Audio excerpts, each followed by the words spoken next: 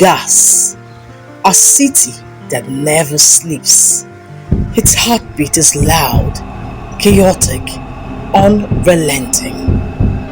But beneath the noise, beneath the rush, something sinister had arrived. Not in the form of a riot or fuel scarcity, but in the form of a man.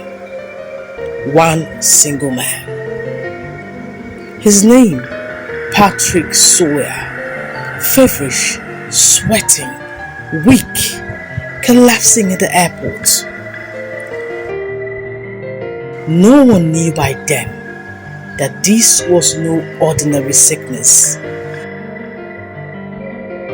Sawyer was carrying the deadly Ebola virus, and with each breath, each cough, each handshake, he was seconds away from turning Lagos into a graveyard. But before the chaos could explode, before the virus could slip past the hospital walls, it met an immovable force.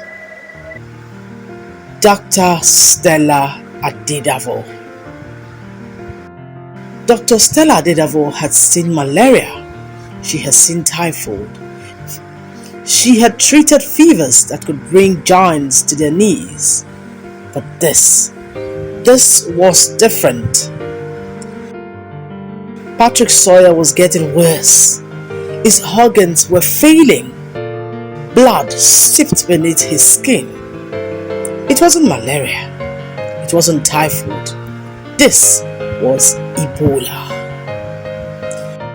And in a city of over 21 million people, one misstep could mean a national disaster. She had a choice. Option 1, ignore her gut, follow protocol, assume it's malaria, let him go. Option 2, take the risk, quarantine him, face the wrath of politicians and diplomats. And she chose option 2. This is all about patriotism at the end of it. Was to keep him here. Release him! That's an order, the Liberian government demanded. Pressure, diplomatic calls, threats. Patrick Sawyer was a diplomat, an important man, a man with powerful connections. But Ebola does not respect power. It does not negotiate. It does not wait. And neither did Stella Adadevoh. Against the demands, against the pressure, against the noise, she stood her ground. Really helped Nigeria to prepare and get ready to trace everybody, and I think that's probably the difference between us and our West African neighbors, Guinea, Liberia, and Sierra Leone. Had she caved, had she flinched, had she hesitated, Lagos would have drowned in an ocean of body bags. But she didn't.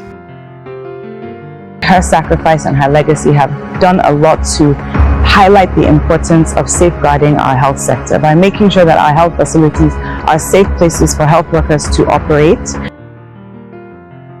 The virus had already spread, a silent killer, lurking in the air, in the touch, in the very walls of First Consultants Medical Center. And then she felt it. The fever, the weakness, the telltale signs of a battle she knew she would not win. She had saved millions. She could not save herself. This experience made it very clear that we needed to invest continuously in infection prevention and control infrastructure, in trainings, and in making sure that other IPC resources are available. August 19, 2014. Dr. Stella Adadevoh took her last breath. She paid the price so that Nigeria wouldn't have to. Because of her, Ebola never got the chance to spread. Because of her, Nigeria contained the outbreak in just 93 days. While other West African countries battled for years, drowning in grief, Nigeria stood tall. Not because of a miracle, but because of a woman who refused to blink in the face of death.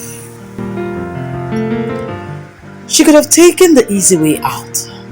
She could have let fear win. She could have saved herself, but Stella Adadevoh didn't. She stood between us and a catastrophe. She held the line. And because of her, we are here today. Every time we tell the story of how Nigeria beat Ebola, we must say her name, Dr. Stella Adadevoh.